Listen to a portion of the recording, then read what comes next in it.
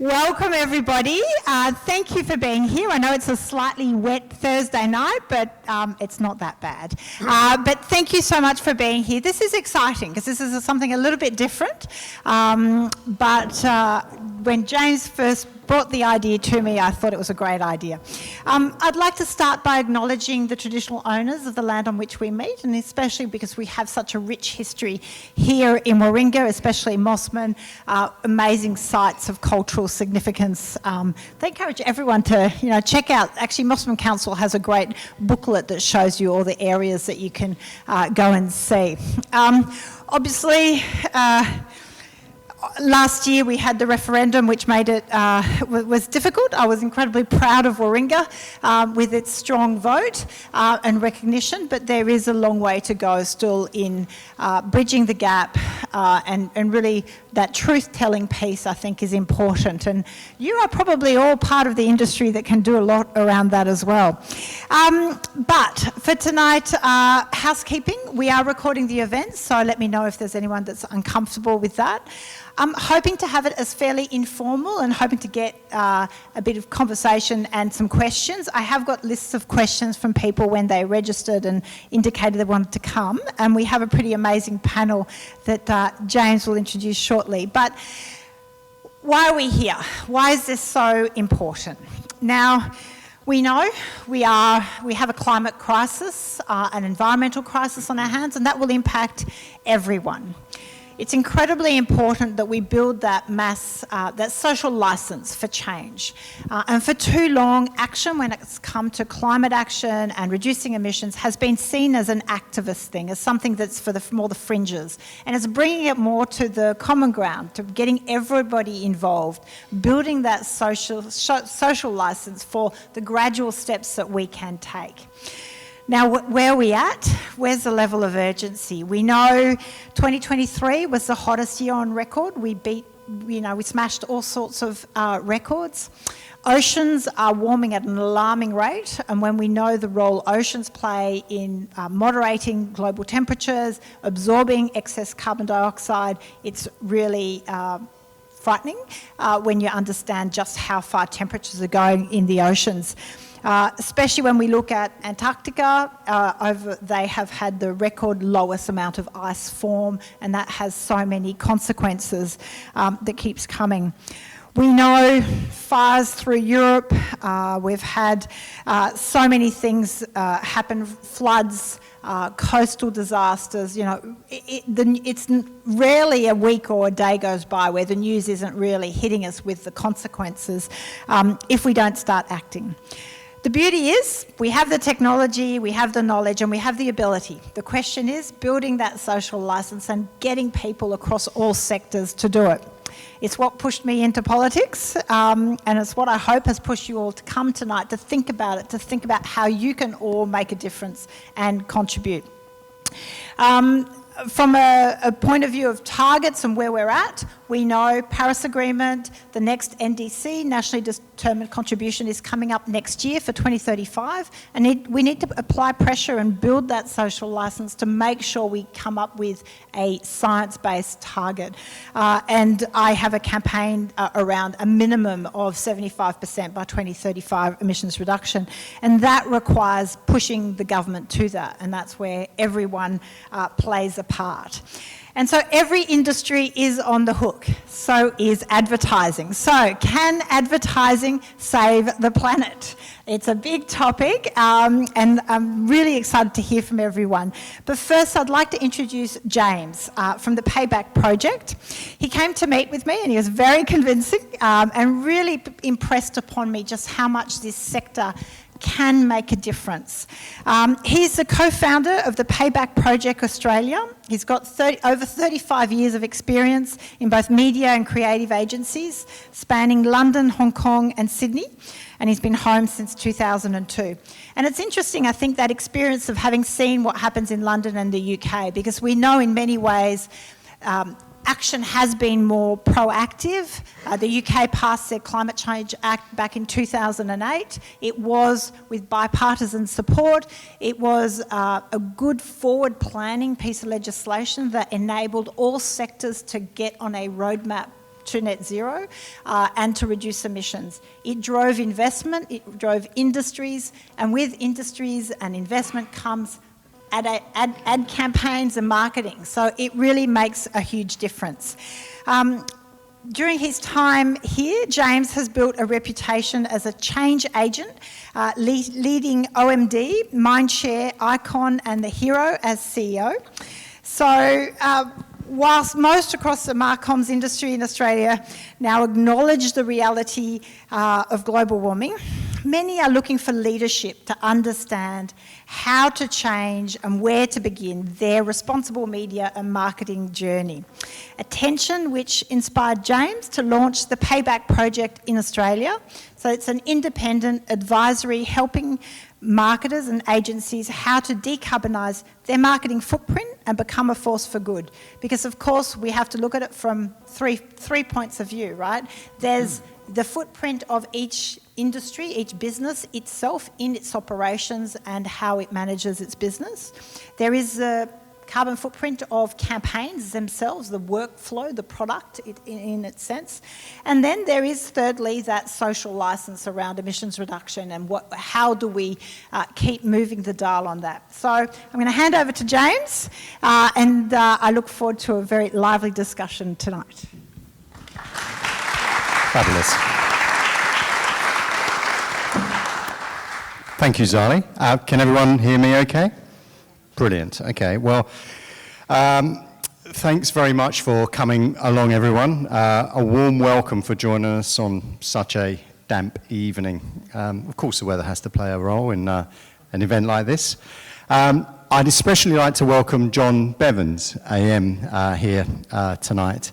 He's a media and advertising agency legend and a Hall of Fame famer.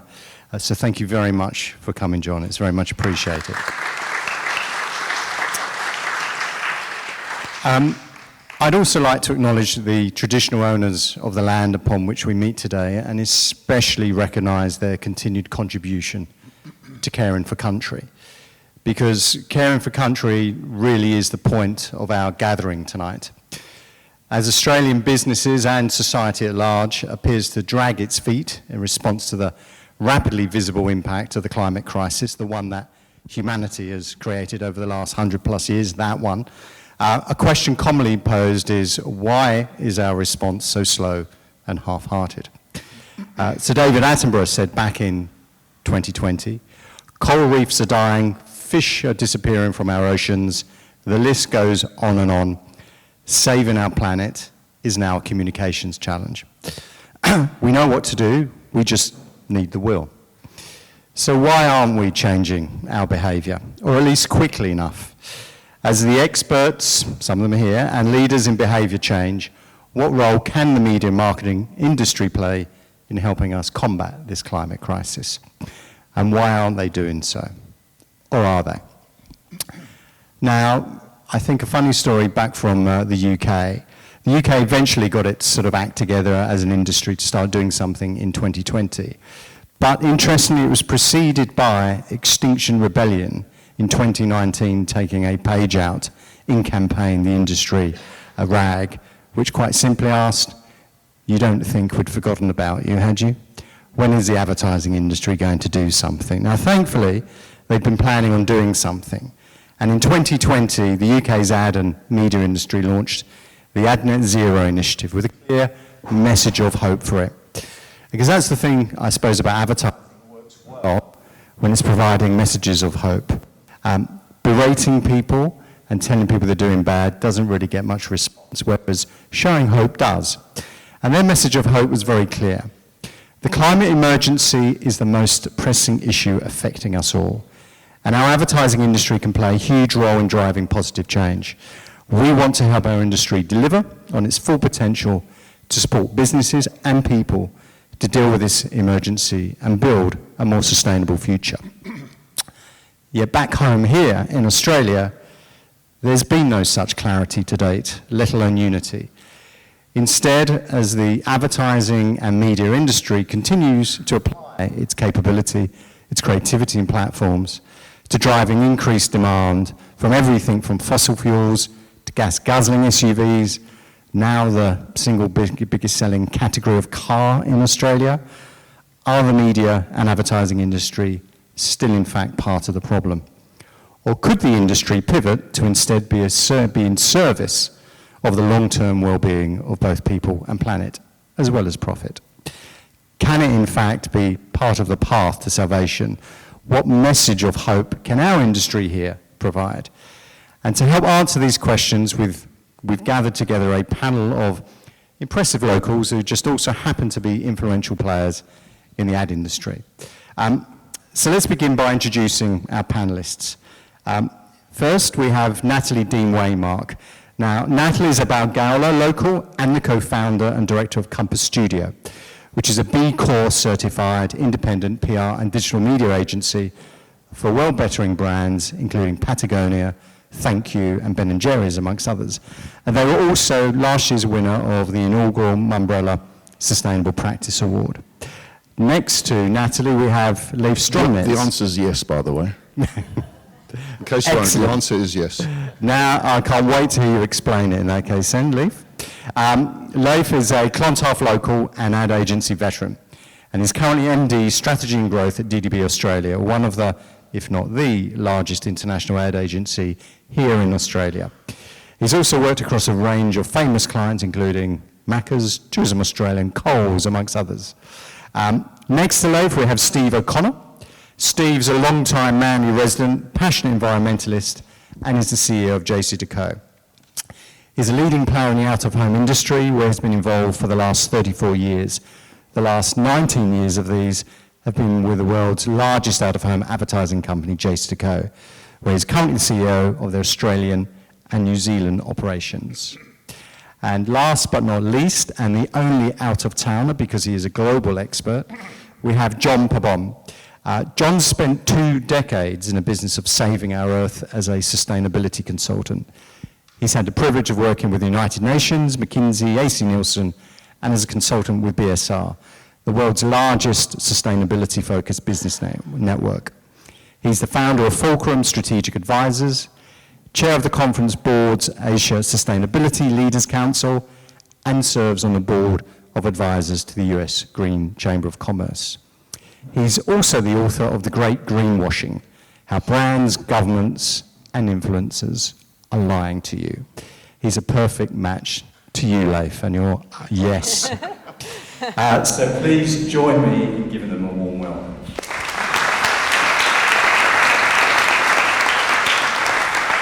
Zali, over to you. So I thought we should hear from everybody first of all, starting from the top, which is the very grand topic of tonight, but do you really think marketing, media and advertising can save the planet? Specifically, what are you doing to reduce your emissions as an operation? And secondly, how can your business be a force for good and long-term change? And I'm going to start with you, Nat, but then I do want everyone to pitch in. Well, no. I think assuming that one single industry could save the planet is a bit self-indulgent. And I think that title is a bit clickbaity, James.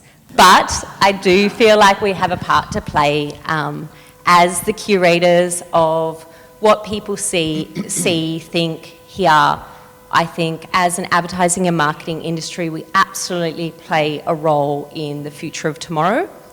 At Compass Studio, we are we have just been carbon audited. We're in the process of becoming certified carbon neutral. We are part of Comms Declare, which is an amazing industry alliance that pledges to not work with fossil fuel brands. We are B Corp certified, and Compass exists to amplify the impact of world-bettering brands. So that means that every brand on our portfolio is in business for people or the planet. So we don't work with controversial industries, and that's how we, I guess, do our part. Part of my brilliant team is sitting over there, and I myself am proud of the impact we make on our industry, and I know they are too. Fantastic. Okay. Leif.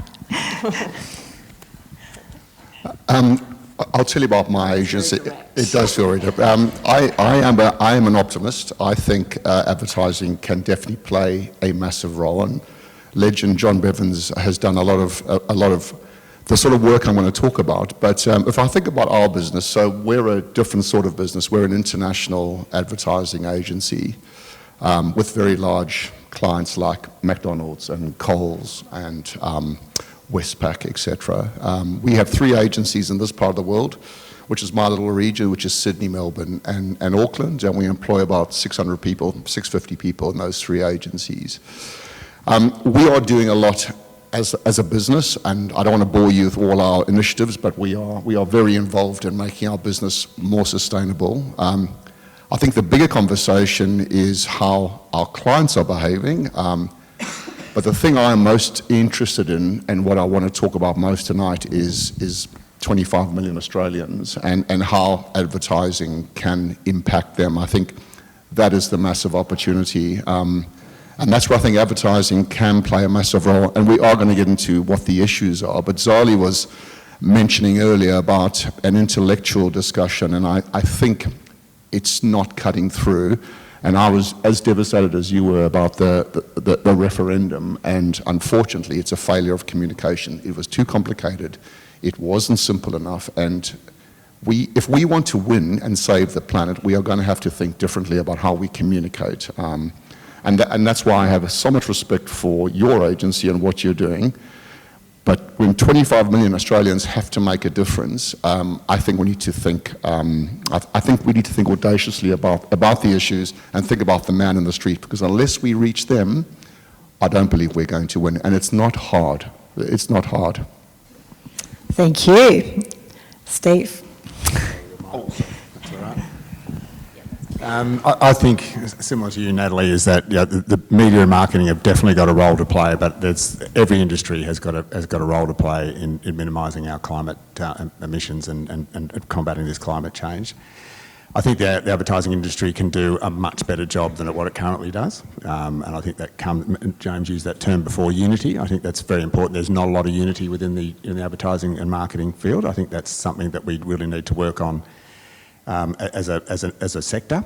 Our business is we provide infrastructure. We're an outdoor advertising company. We drive our revenue from putting signs in places, but we provide a lot of infrastructure to support things like public transport, bus shelters, that sort of thing. And we've made a global commitment. We operate in 80 countries around the world to reach net zero by 2050. And in 2030, we're going to reduce our Scope 1 and 2 emissions by 60% and our Scope 3 by 45%. So we're well on that journey. I'm not going to bore everyone with all the initiatives we do around ESG as well, but we've got a very comprehensive global and also local plan to make sure that we deliver on that objective. Yeah. Thank you, John. Thanks. I would have loved to have been in the room when whatever genius came up with modern sustainability marketing. And we all kind of know what that is, right? This is going back to like the 1980s, so nobody in this room. But it's the burnt out hellscape of an Earth. It's the nuclear winter, the Mad Max sort of tropes. You have the sad polar bear on the melting ice cap. You have the girl in some far off country that you can support for how much? Price of a cup of coffee, right? So it's all these things that for the normal person sitting on your couch watching these advertisements, you sort of scratch your head and go, well, I'm one of 10 billion people. Now what am I supposed to do with all of that? So it hasn't really been practicable. And I think to get to the question, can the ad agency save the planet? Like Natalie said, no, it's a little indulgent, but I think it certainly has a part to play in doing so, and certainly fixing a lot of the mistakes of the past to really, as Leif said, get that message out there in a way that makes sense to the common person. The 99% of people who still, for whatever reason, either have their heads in the sand or are ignoring the facts. And that's really who we should be targeting, and a lot of the conversation that we'll be having tonight. Excellent. So let's getting down to, right, what's stopping us then? What are the obstacles to, I guess, the industry playing a greater role in getting that, in that leadership piece to win the hearts and minds of more Australians to understand, and actually not just Australians, ultimately advertising a lot of brands are worldwide. So it's that global piece of how do we really raise that awareness to, and that desire for change, life. So I think, without oversimplifying the problem, I think there's three core issues. The first is it's just too complicated. It's horrendously complicated. Trying to understand how many tons of emission, per person, per household. The science is very important, but the science and the facts are not enough. They're really not enough. So first of all, it's too complicated, and there are companies that put burley in the water and obfuscate the facts, and they do that for a very good reason, like the coalition, dare I say, did for the yes vote to Parliament. When you put burley in the water, when you obfuscate the facts, the default is it's all too hard, and humans, 25 million Australians, don't want to think deeply about anything, and climate change is this imponderable problem. So it's too nuanced, it's too difficult to understand. The second thing, I think, is the facts have to be turned into feelings, and John Bevans will know this better than anyone. We've got to tell a story. We cannot be talking about facts and figures. They leave people cold. And actually, when I hear bad news, there's a behavioral science concept called ostrich effect. I just put my head in the sand. It's just too hard. And James, you shared an article today. Crikey have found the same thing. Writing about environmental issues is depressing because no one reads them because it's all too negative. And then the third thing is, how do we make it easy for people? I think behaviour change, you need to nudge people with behaviours, and there are things we can do to get people started on the journey. I did a little audit in the UK, and it's depressing. Only 8% of ads have a sustainability message in them. But the ones that really work prompt people to do something very simple as a start. And once people make a start and get some momentum, it's amazing what people do. So, I think advertising can play a massive role in getting a lot of people to think differently. I don't know who invented slip, slop, slap. It was probably John Bevans. But that is an example of a simple idea that we all understand because it's very, very simple. And I was talking to James the other day. When I first got to Australia, I can see Nick Andrews in the audience who used to work for me.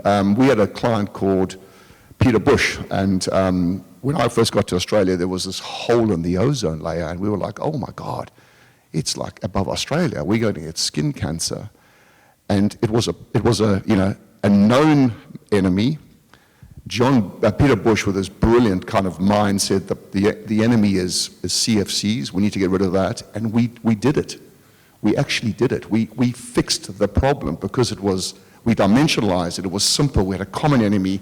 The messaging was simple, and the action was simple. So we can do it. It's just too complicated. It's too foreign. It's not personal enough for me. So I am very optimistic that the advertising industry can play a massive role if we just can get on the same page with what we want to do. Okay. I mean, I would say the CFCs and the hole in the ozone layer, the only difference is clearly the companies using the CFCs did not put huge amounts of money into trying to pull the handbrake on change. And you did have a united front from governments in acknowledging the urgency of the problem, which is part of our challenge when it comes to climate. But I guess if anyone wants to jump in on what you perceive are the barriers as well, Steve, maybe how do we overcome barriers to genuine and effective action and get to change? I think that regulation's got to play a massive part in whatever we do. I think sensible regulation that's measured, that's permanent, that's not politicised, and sort of drops that sort of vested interest sort of concept, I think is very, very important.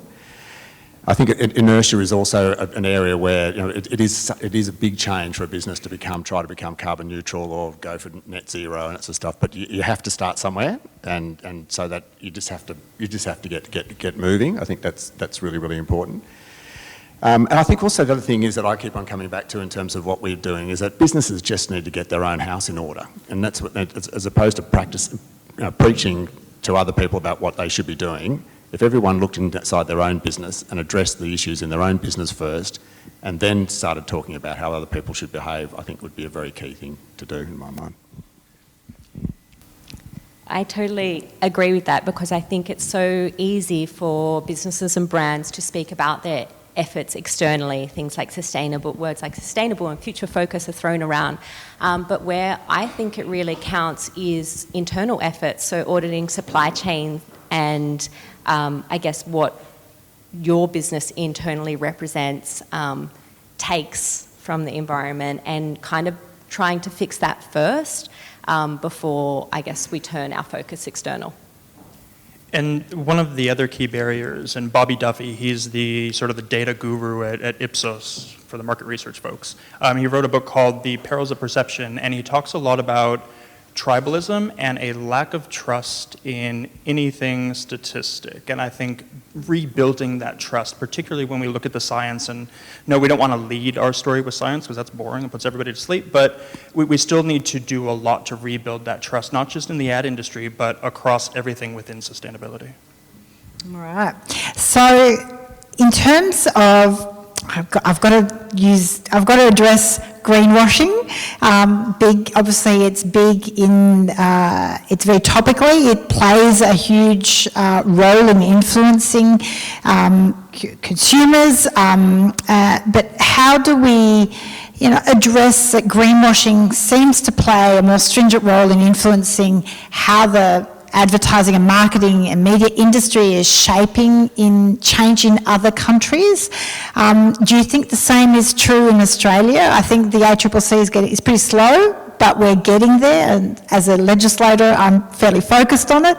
But what role or how do you see tackling greenwashing? Because if I can just address some of the issues you raise, is the number one thing that happens in Australia is as soon as anyone is trying to promote action to reduce emissions, it's always an attack back on that person of, well, unless your house is in order, you're not in a position, or unless you're absolutely perfect, you cannot even start this journey. And I think that becomes a problem. So how do you see that relating and maybe interacting with greenwashing?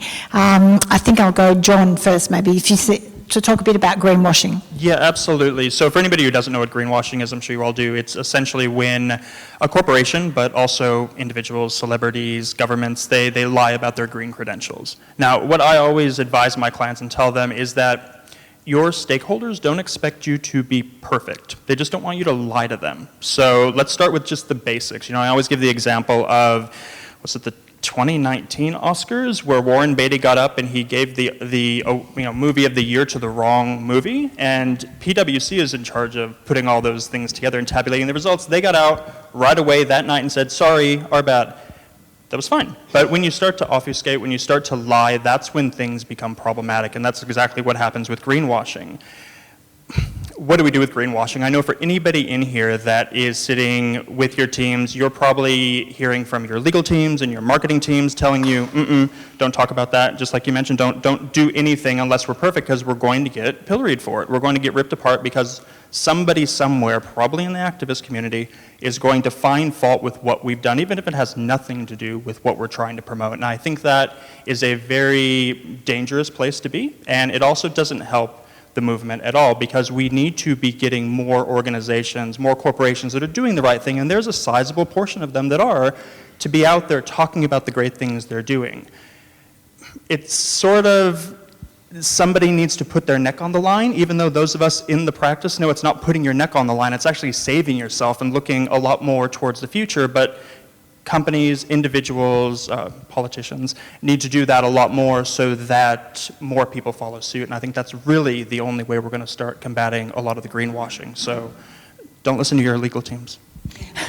That's a big call. Well, in politics, we always say, don't let perfect be the enemy of good, right? So how does that apply for all of you? Leif, do you want to tackle that one a bit? I think John's hit the nail on the head. I think a lot of my clients are petrified to say anything because it isn't perfect. And I think, a good agency is a great partner to a client. And we self-regulate.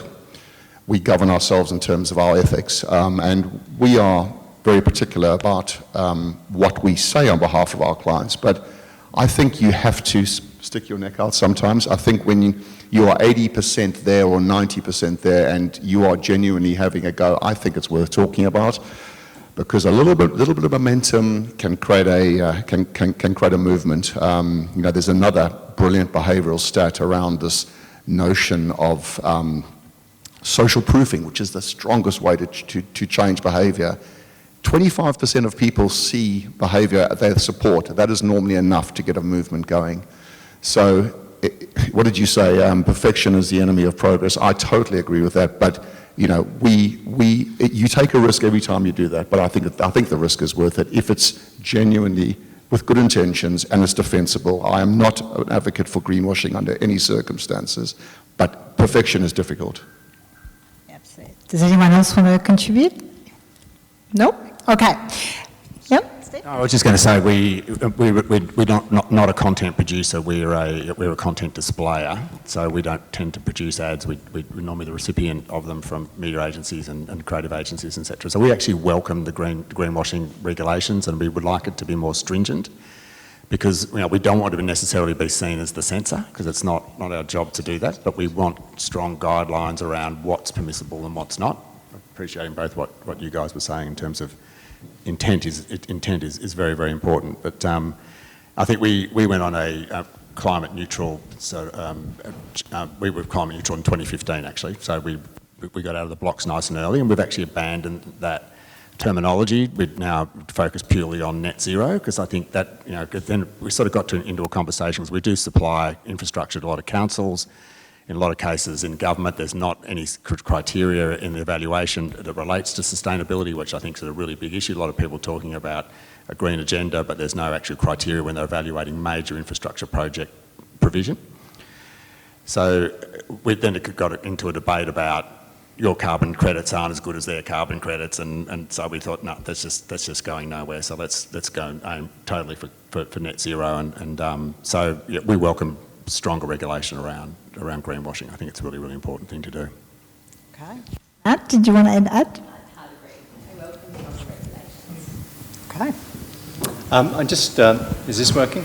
Is it on? Yep. I just want to pick up on a couple of things that you touched upon, Steve and Leif, in some of those answers. Steve, you spoke about the lack of unity that I'd sort of referred to that AdNet Zero showed, because it was the IPA and ISBA, which are client and agency bodies that really got behind this. One, why do you think that hasn't happened, right? I mean, you're obviously shown great leadership in just sort of driving this rather than waiting for the industry or regulation to go and drive this. At the same time as well, Leif, as an agency leader, do you think that enough agency leaders are really vested in this space or understand this space? So Steve, the unity industry thing, and then Leif, that leadership thing. I think one thing that's going to sort out the men from the boys, to be honest, is this mandatory climate change reporting that's going to take place. So once people are actually having to reveal their emissions and the risks associated with it and how they're going to mitigate that, is going to force people to stand up. That will probably be a bit of a catalyst to force unity within the industry. And I think, probably to your point, I think one of the key reasons why there isn't unity is there's just the lack of leadership around it. Somebody needs to grab it by both hands and go, okay, let's do this as an industry, because I think we have got a very important role in terms of changing behaviour. The science is clear, so the job is there now to communicate the fact that it's a problem. And I think if we, as an industry, could unify behind something that was very significant, we could change the game in terms of public behaviour. Do you think systems change, though, needs proper governance? It needs regulations that we all have to do and all have to adhere to? Because I don't think that we're, as an industry, we're all going to do the right thing off our own back, unfortunately. I look at things like, I'm moving home at the moment, and I look at white goods, right? And white goods have energy ratings on them as mandatory. And it's why can't all fast-moving consumer goods have carbon ratings on them? Why can't we do that? Why can't that be legislated? Working on that, changing the GEMS regulations. Let's make it happen. Why can't we give consumers the power to to make that decision of what brands that they support. And then as an advertising agency, we would just have to respond. We would all, if we wanted consumers to keep supporting and spending with our brands, we would have to change. Live? Chris? I mean, just the voice of the consumer in the room, and I'm sorry to play this card all the time, but unfortunately, most Aussies, unless it's the same quality, the same price, and as easy to buy, will not. They will say they will pay more for sustainable, they won't. So this is the reality that we have got to stare into. I'm all for regulation, but if it pushes prices up and if it makes something more difficult, if we put impediments in the way, the intention to action gap will just grow. 90% of people will say, I will definitely buy sustainable. When it comes to paying more for it, most of us don't. And that is just the reality, unfortunately. So I don't know what the solution is. I think I strongly feel the advertising industry, James, it always acts in their own self-interest. They're like the great survivors of business, the cockroaches. We should have been extinct a million times over, but we always find a way to kind of make money. And we are all terrified of being left behind. And I think an agency that suddenly finds itself on the wrong side of legislation or not behaving in a certain way will not get the talent, will not get the clients, and will become extinct.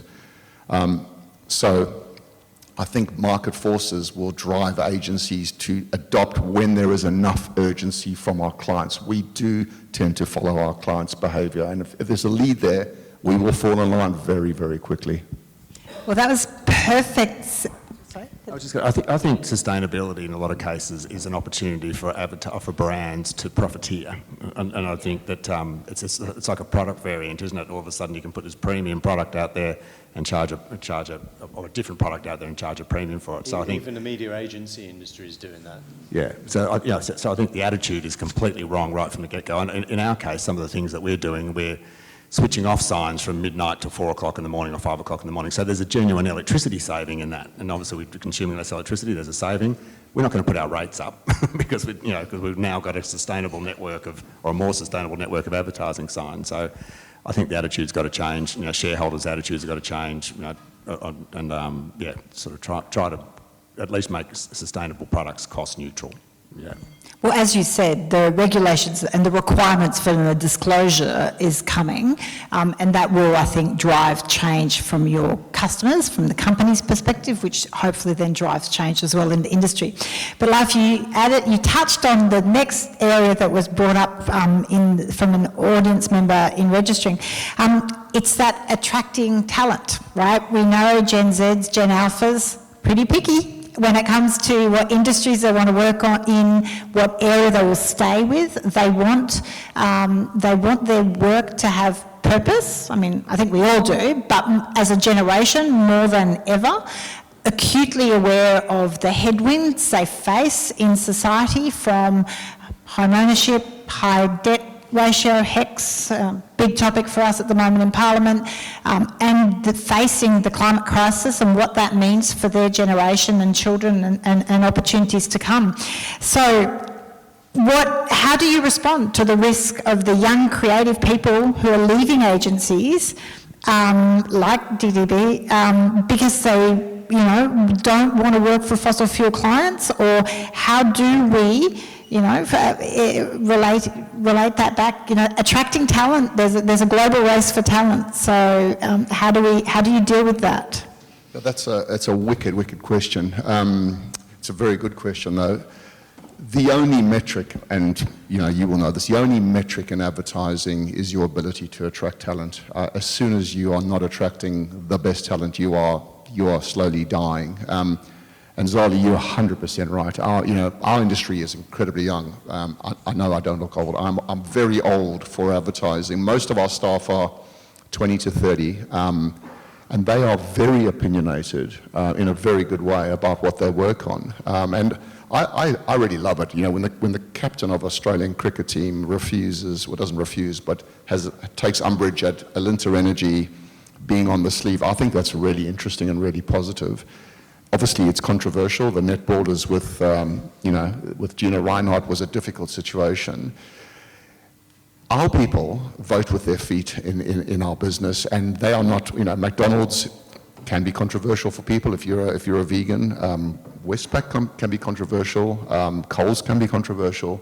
Our young people definitely vote with their feet, and if we're not doing a good enough job as an agency to make them feel that they can make a decision based upon their values and their beliefs, we will be out of business. So they vote with their feet.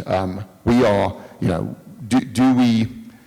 are we squeaky clean in every industry? No, but you can find fault with every industry. So we put the power back into our people's hands, and they tell us by voting with their feet whether they want to work on a client or not, and they are absolutely within their rights to do that. We don't often lose people for a certain industry, but they don't have to work on it, that is for sure. Okay, so Nat, you've got a different sort of approach, but obviously maybe there's less conflict for those in your team because of that stance and position you're taking. Yeah, like we're not an agency, we're a small team, and so I don't have 750 people to deal with, but we definitely pride ourselves on the ability for our people and young people to feel proud of the brands that they're working on, because this is their future, right? Like this is the future that their kids or their grandkids are going to inherit. So we definitely take pride in who we partner with, and we like to ensure that everyone's on board with that. We have something called a dinner party rule, which is that everyone who works for Compass must be proud enough about their partners to share at a dinner party with their friends and families. And that's just come from personal experience that I worked in agencies in the past where my mum and dad asked me what brands I was working on. And I said, a bit of this, bit of that, didn't really want to talk about it because I was ashamed. And so I wanted to create a company where everyone felt proud of our partners. All right. How about everybody? How are you going with that, attracting talent? So I'll give a historical story. So when I worked with BSR, who's sort of the McKinsey of the sustainability world, I remember very distinctly we were approached by Philip Morris. So to do a human rights impact assessment, which essentially has as its base, do no harm to humans, don't kill humans. So you can't pass a human rights impact assessment if you kill your clients. So within the organization, this is a sustainability focused organization, it was a real row between members who said, yes, let's bring them in, and others said, absolutely not. So I know this is simplifying things, but we actually, across the entire global business, we voted on it. And we decided not to bring in Philip Morris as a client. I know not every consultancy has the luxury of doing things like that, but I would venture to guess that that would probably be becoming the norm in a lot of industries going forward. So anything like that in your industry, Steve? Well, obviously talent attraction and retention is key for everybody, and we've got lots of young people work for us, and you know what Gen Y people are like, they come and interview you as opposed to you interviewing them, and you go through, and the regular questions are, do you have a reconciliation action plan, do you have a diversity and inclusion plan, what's your purpose, all that sort of thing. So yes, it's a very, very important part of recruitment, yeah.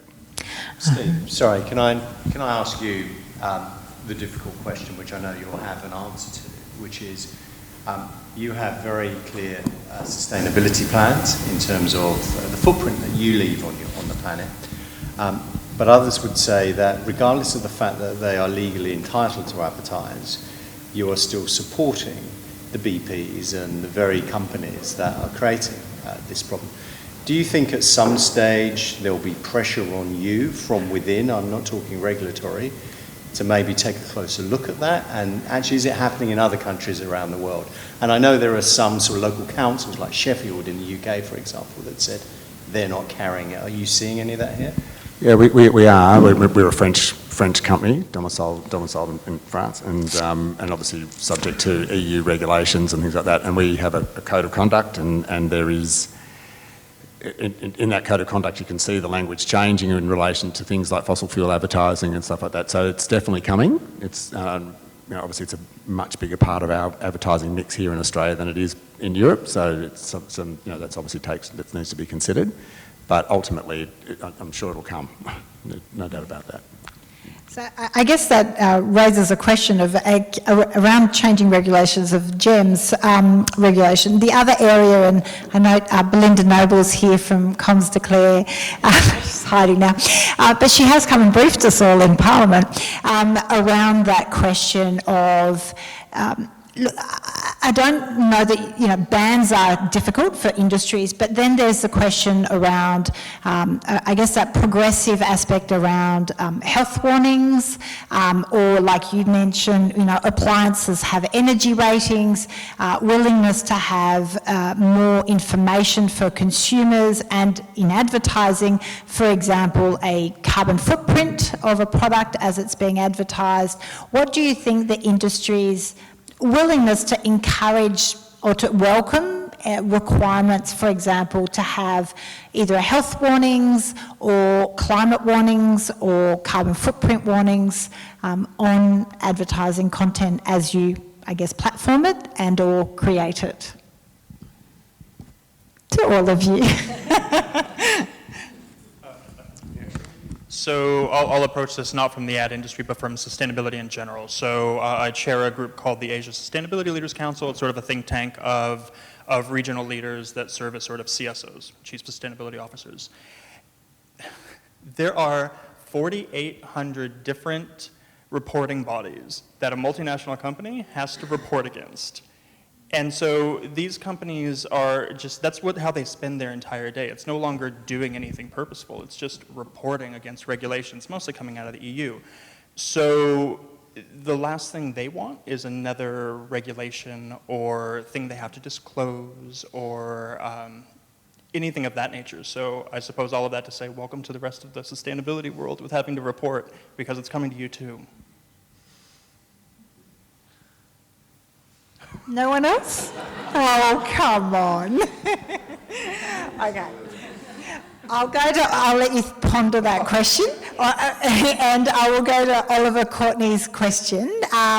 What concrete policy steps can we take to equip young people to build a thriving creative industry, which in turn helps deliver a world-leading green economy? Nat? I was thinking about this question a lot, and I was like a world-leading global economy,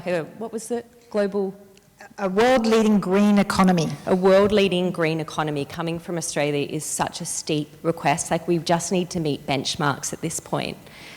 So I think that mandatory training within businesses, so even, our young creatives can understand what ESG reporting is, for example, or things like, Comms Declare, Clean Creatives, all these things are resources that creatives in our industry can get behind, don't necessarily need their businesses to be participating in it.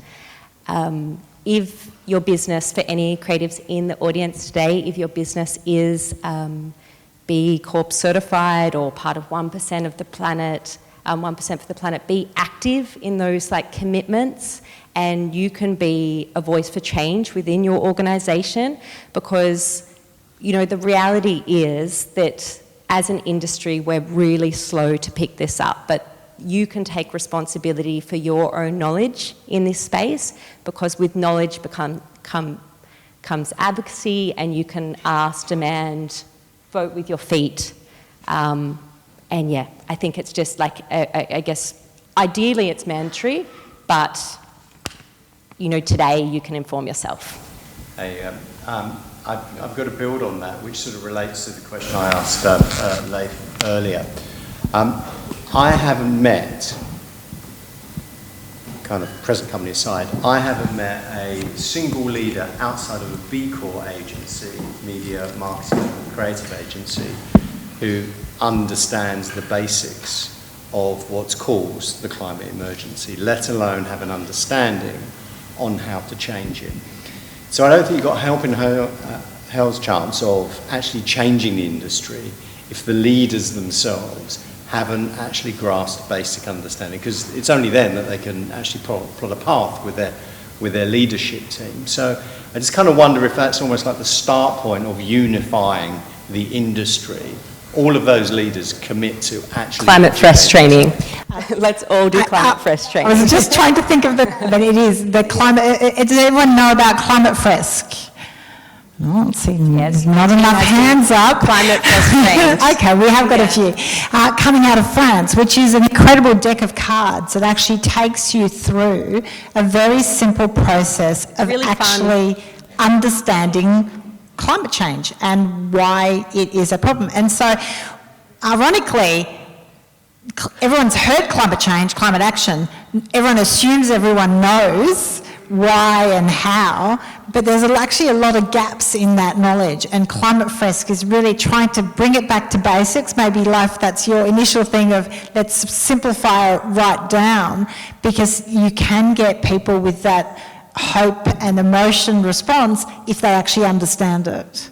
So I'm just qualified as a Fresh facilitator. well, there you go. So I'll commit now to train any single leader within the industry in a game of Fresh. There we go. Okay, you heard it here. John Bevans put this question. Advertising has been a crucial component of the mass behavioural change essential to addressing social crisis, from RBT, anti-smoking, AIDS. So why aren't governments employing it? What do you think? Maybe Steve or Life? Yeah, sure. It's a good question. I mean, obviously there's been some fantastic campaigns that have really resulted in a lot of behavioural change.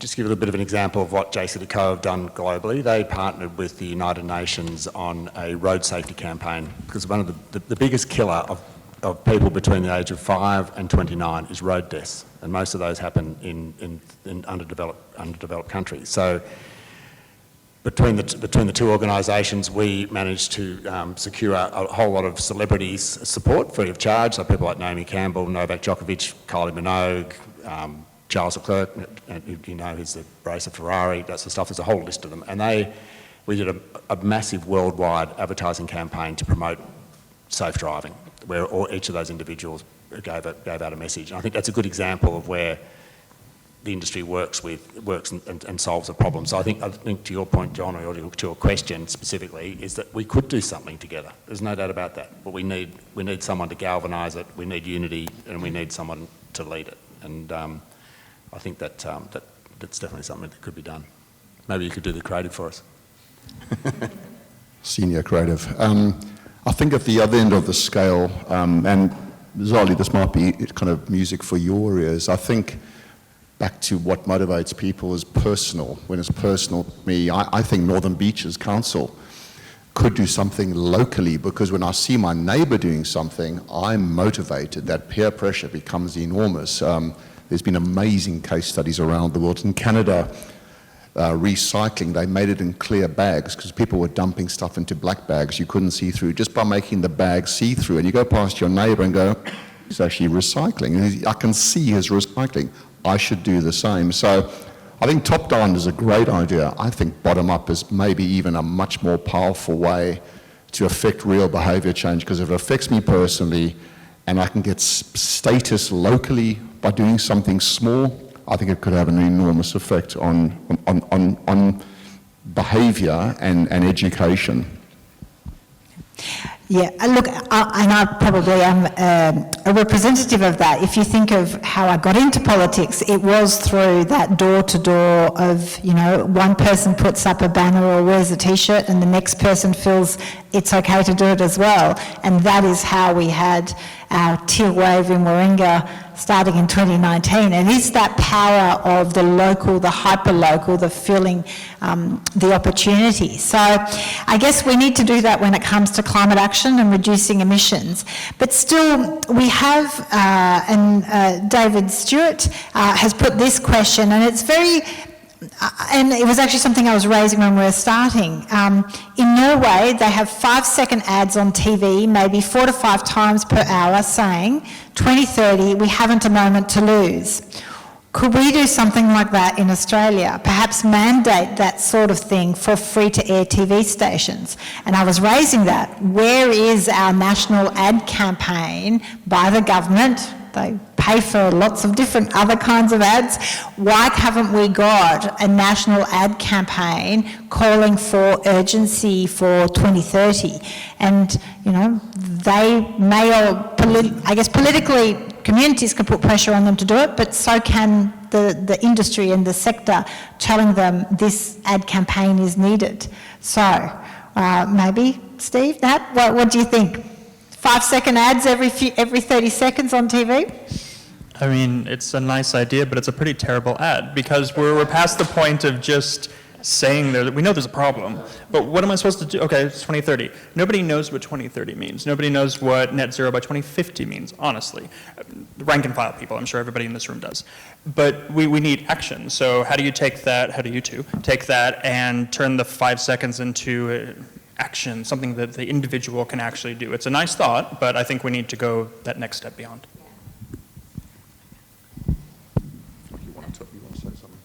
I agree. Yeah, how do we get it off free-to-air TV and put it on TikTok and Instagram and all the places that, you know, everyone is. Like, I would love to see that campaign, and I would love to see some storytelling involved in it.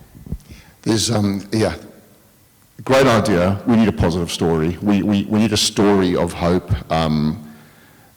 Stories are so powerful. Facts leave us cold. Stories engage us. And there's two particular story arcs that I think would be perfect for climate change. The one is, one of the most famous stories. It's called Slaying the Monster. The monster is climate change. We can tell a beautiful story. Think of you know, Lord of the Rings, Slaying the Monster, that narrative. What a beautiful, enduring story we could tell. Or maybe it's The Quest. The Quest is another beautiful story arc. That, I think, would work harder than alarming people about 2030. We know it's coming. Everyone feels shit about it. How do we change it? How do we make them feel good, that there's hope, that taking action, there is a common enemy, rally around that and tell an enduring, beautiful story? Not in 5 seconds, though. John Bevins tells stories in 2 minutes, 2-minute long ads. Well, I've got to say, I like the idea of the quest, so I'll follow up on that. But now I'm conscious of time, and you've all been, you know, really amazing. Has anyone got some questions that you're dying to ask? I've got lots of hands. Okay, James, with the microphone. Eric, can you put yours and up first? I know this is a good crowd, but I'll just remind everyone, we want questions that are questions, not statements. And, you know, I'm used to doing town halls where I get a lot of statements. Can you hear me okay? Yes. Okay. We've had some fantastic questions. I think John Bevan's one is especially apt and key, and Life, you talked a lot about 25 million people out there. Why don't we work to a fairly normal agency model? We have a client, Zali, you have a brief outlining the core problem. You have a group of agency strategists. We have 2 agencies sitting here at the moment. They brief the creative teams. They work for free. You have media owners. We have another one there, Steve, who I'm sure with a little bit of persuasion, maybe with no persuasion, will be happy to provide airtime, sites for free. So we have the questions. There's a suggestion. Why don't you do that? Yeah, there you go. I think that's good support. Who else? Do it. Well, we can follow up on the commitment. I think that's the greatest thing I've ever heard. Because I think, you know what's so interesting? If I go back to the little audit I did of advertising, only 8% of advertising messages contain a sustainability message, and most of them I talk about recycling. Recycling is ranked 60th, I might be wrong, but 60th in terms of effectiveness of mitigating climate change.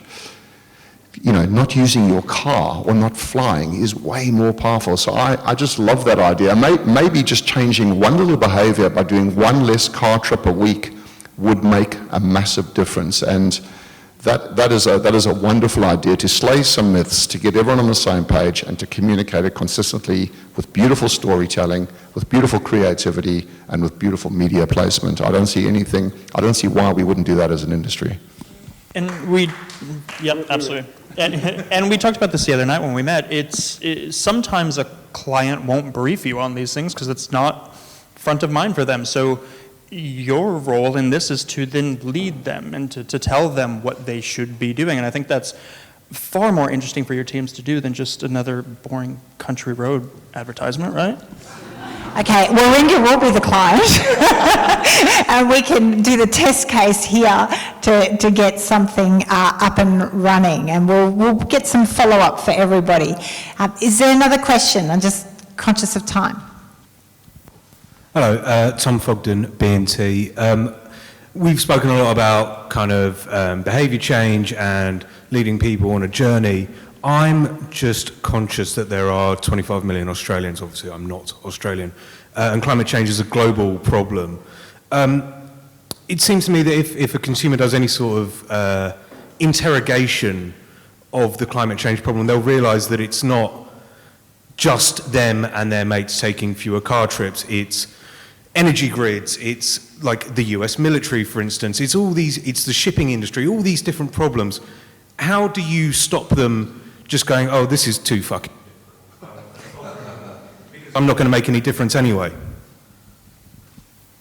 It's a very good question. There is a simple behavioural nudge called chunking.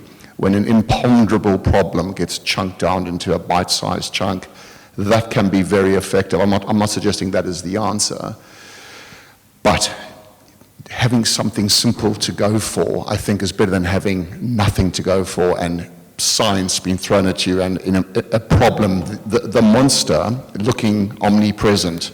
When I can sight the monster, the hole in the ozone layer, and I have some action, chances are I will do something about it. So I'm sorry, I can't answer the question entirely because you're absolutely right, but I think there are some behavioural nudges and some behavioural techniques to getting people started. And once again, when 25% of a population is doing something, that's normally a tipping point for everyone to participate. So maybe something as simple as that can make a difference. I think that's a really great question. I saw the founder of Who Gives a Crap speaking, and he speaks a lot about joy. And he said, as opposed to showing pictures of choking turtles and, you know, bare forests, he just made toilet paper that was sustainable and really fun, and people were proud to talk about. And so I think it's that positive reinforcement to making people feel good about their purchases, making people feel good about the brands that they align with, and kind of giving them the tools they need to talk about it to their friends and family. So not so much kind of loading them with all the problems in the world, but say if you make one good choice, it's, you know, you did a really good thing. Yes, absolutely, but one drop in the bucket is better than none. Tom, can I just sort of add to that? And I think the whole point is, I mean, that is sort of quite a common feedback. Well, I'm just one of X number of billion people around, etc. What can I do? The bottom line is, everyone has a role to play in this, but it's not one person, it's everyone creating pressure from actually different points of the globe. And clearly, I think this industry has a disproportionate role to play, because if you look at the advertising we create and distribute every day, we communicate with every single Australian. If we change the nature of those messaging, that creates a massive force for change. And then it starts to get people to think twice about the actions they take. And Tom, maybe what might happen in a year or 2 years' time, B&T won't have Khan and Khan's, where rather than just have an event party in Sydney, instead it chooses to invite 1,500 people up to Ken. The carbon footprint of that is immense, etc. So maybe when the industry gets it, it won't be doing so much of that. Sorry to pick on that as well, but it was very topical. That was all. I couldn't resist it. Sorry. Well, but also think about it. When you put out advertising campaigns, you are hoping to convince one person at a time that your product that you are selling is the thing they cannot live without. Right? And so, and in all the things they can choose to spend money or to decisions they can make, you are telling them to single out that one decision. This is the one that will make them feel good.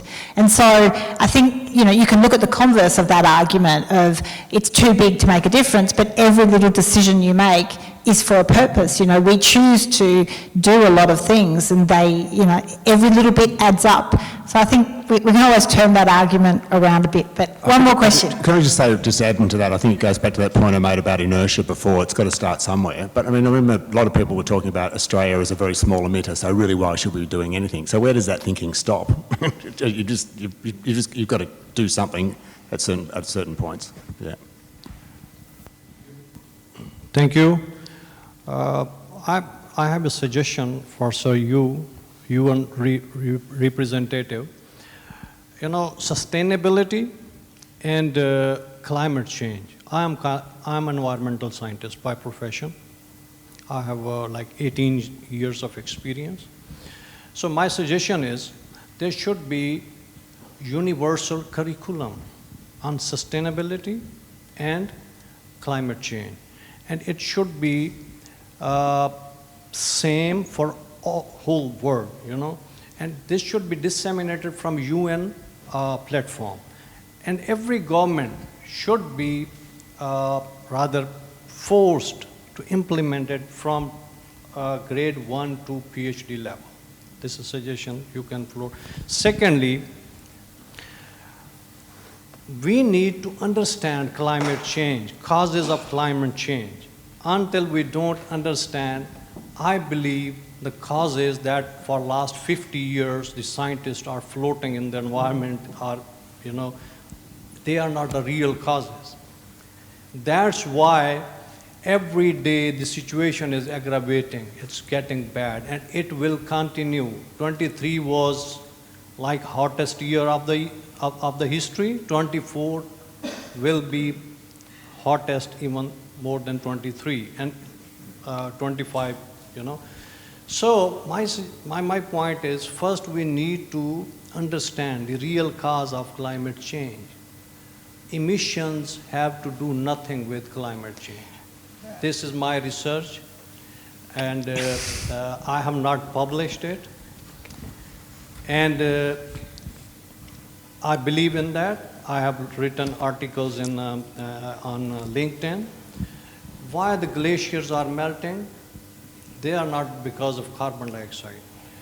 Okay. If carbon dioxide is really the problem, 1100 ppm carbon dioxide is the quantity that is optimum or the best for plants' growth. Okay. At the moment, we are like 415 or 450.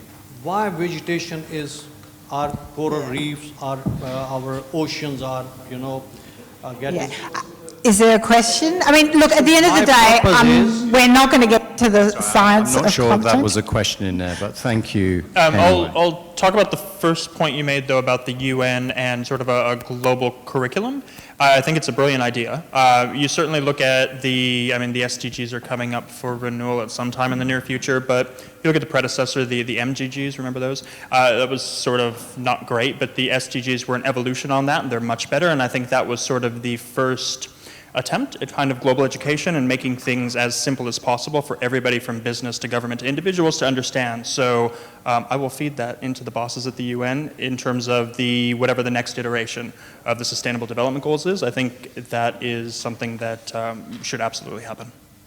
Fantastic. Well, I'm very conscious of time, and I know there's a few more questions, but feel free to bring them in and I will rustle up some answers. But thank you, everyone, for coming and for your interest. This is a problem that no one person can solve, I agree, but we can all solve it together, right? And we do all have a choice, and I do believe there is change afoot, but that change is incremental. Life, I agree, that we need to learn to walk before we can run, but we are, and we are gradually accelerating. And as people start to experience it on a personal level, when you look at the rates of events occurring, look at your insurance premiums, and that should give you an idea of where things are heading. I do think we've got great capacity. So I'm encouraged that we have an amazing community here. We have an amazing, every sector of the industry is represented in Warringah and in Sydney and around Australia. In sport, we absolutely punch above our weight, Australia as a nation. So I believe we can be a force for good in the worldwide messaging and in action, and that starts locally. That can start here. I look at what Warringah was able to, the wave politically that Warringah started when it comes to questioning status quo, looking at doing things differently. And that says to me there is the power. There is power in each and every action that we take, each and every message we put out. So for me, thank you so much. We are slowly accelerating, but look, I'm an ex-athlete. I love winning a race, right? So this is a race. We are never going to quit this race, and we are ultimately going to need to win it. So thank you. James, I'll give you the last word. What's the call to action you want for everybody? Yeah, I think it's always good to leave something like this with a right. So in the meantime, what can we do? So it's, you're not just one person trying to make an attempt, you're part of everyone at both an individual, a company and a community level. It's a couple of things I'd ask people to do if they want to know what they can do. If you're here, you're from the industry, speak with your boss. Speak with your leaders and ask what your company is doing and get involved. And if nothing's happened, then start something, okay? There's plenty of people out there to connect with. Whatever experience you've had tonight, please share on your socials, because it's also about keeping this conversation live and then moving it fast into action. Come and connect with others in the industry that have a passion about this and want to do something. I've put through James Greet here, that's me. So DM me through my LinkedIn profile or come and connect with me here, and I'll put you on the invite for the Climate Changes meetups that we've just started organising. And for everyone else here, put pressure on the industry through the brands that you choose to support and buy. And actually the last thing I will say is I saw this antithesis of, I think, the role that advertising has to play. A couple of weeks ago when I was outside Warringah Mall, massive billboard, Steve, it wasn't one of yours, but it was advertising the new F-150 truck, which is like bigger than the Ram, okay? And it had the immortal line, go bigger, okay? So the last thing I'd actually urge you is, please don't buy one of those, and please don't go bigger when it comes to things like that. Finally, thank you all very, very much for coming here tonight. Kiddos at home, because it was past bedtime, we're watching this on video. Thank you very much as well for taking the time out to have a look. And much appreciation to Zali and the panel. Thank you very much. Yes. Thank you, Nat, Life, Steve and John. Thank you, everyone.